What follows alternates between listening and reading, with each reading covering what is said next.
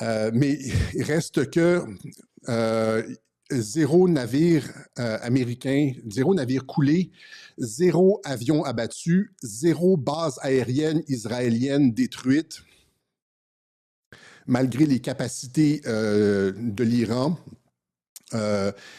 Et ce qui apparaît ici, c'est que l'Iran n'essaie pas de dégrader les capacités militaires des USA ni d'Israël.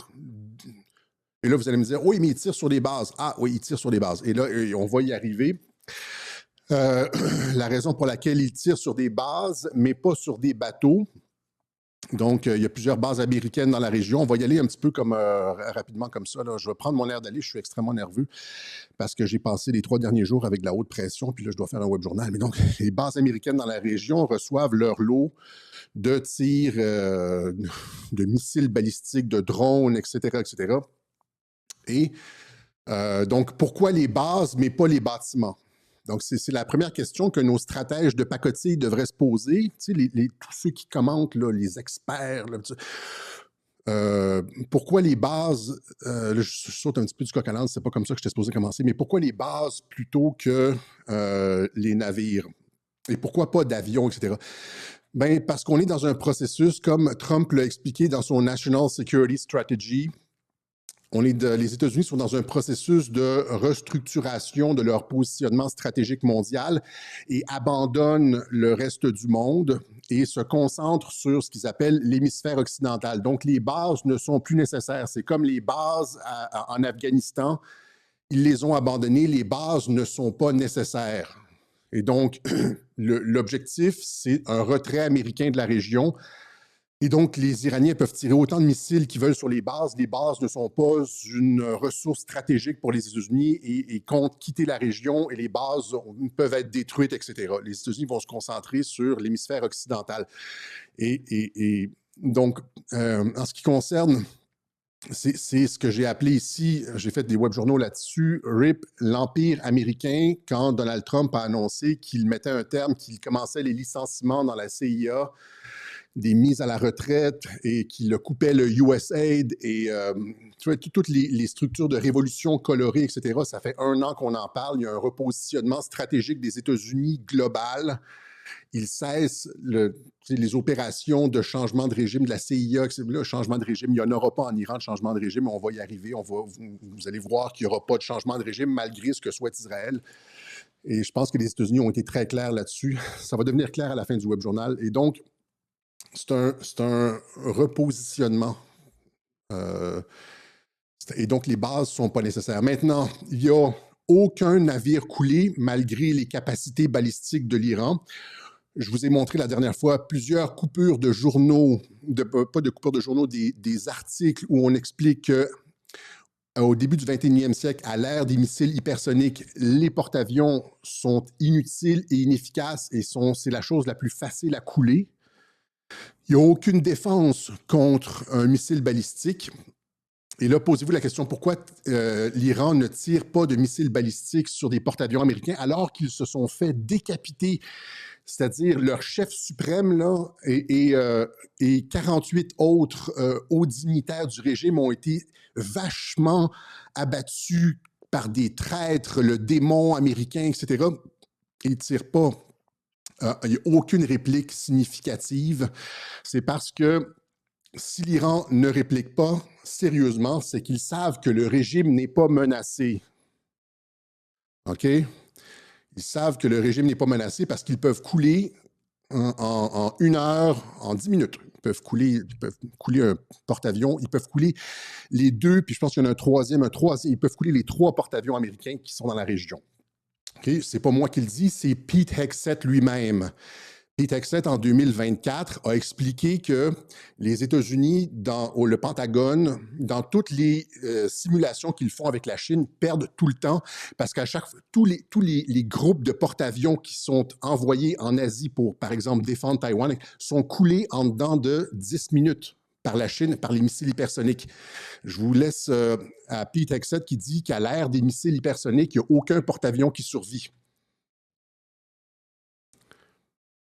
All of its war games against China, we lose every time inside the Pentagon war games. we know what our real capability. You see, we didn't even get to this part of the war on warriors. I mean, the military-industrial complex, the way we procure weapon systems. We're always the way our system works, the way our bureaucratic system works, where the speed of weapons procurement works. We're always a decade behind in fighting the last war. Outset. Take hypersonic missiles. So if our whole power projection platform is aircraft carriers and the ability to project power that way strategically around the globe. And yeah, we have a nuclear triad and all of that, but a big part of it. And if, 15 hypersonic missiles can take out our 10 aircraft carriers in the first 20 minutes of a conflict. Qu'est-ce qu'on peut faire si 15 missiles hypersoniques peuvent sortir de l'équation, peuvent détruire 10 porte-avions dans les 15 premières minutes, dans les 20 premières minutes du conflit? Comprenez? Ça, c'est Pete Hegseth, le ministre de la Défense, qui le dit. Les porte-avions ne servent à rien. L'Iran peut couler les porte-avions. Il ne le fait pas parce qu'il sait que le régime n'est pas menacé. Il y a d'autres personnes qui le disent. J'avais un autre clip, Kyriakou, qui a interviewé un ancien de la CIA, Kyriakou, qu'on a vu récemment sur les réseaux sociaux, qui dit, il a parlé à Douglas McGregor, qui est une nullité incroyable. Douglas McGregor, je ne comprends pas pourquoi les gens le partagent, c'est toujours de la merde ce qu'il raconte. Mais là, ici, il a raison là-dessus. Il dit que Douglas McGregor dit qu'il n'y a aucune parade contre des missiles hypersoniques sur des porte-avions. I was talking to Colonel Doug McGregor a few days ago about Iran's hypersonic missiles. And I said, Doug, I'm not a military guy. I don't know the details of these programs. Can an aircraft carrier defend itself from a hypersonic missile? And he said, no. There's no façon de se défendre pour un porte-avions, se défendre contre un missile. Fait quand on vous dit que l'Iran a lancé un drone sur un porte-avions américain, c'est vraiment du théâtre. C'est comme au Venezuela, quand supposément là, ils avaient tiré sur les hélicoptères et il y a eu du feu sur une base, etc. Il y a de la destruction en Iran, il y a de la destruction aussi en Israël, etc. C'est pas ça que je dis. Je dis pas que tout est généré par intelligence artificielle, mais c'est comme ce que je disais là.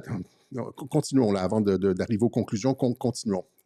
Il n'y a eu aucun avion d'abattu. Okay? Je vais vous donner juste une comparaison pour ceux qui sont un peu dans les trucs militaires. Là. Donc, la Russie a perdu des dizaines d'avions de combat en 2025, production peinant à suivre le rythme.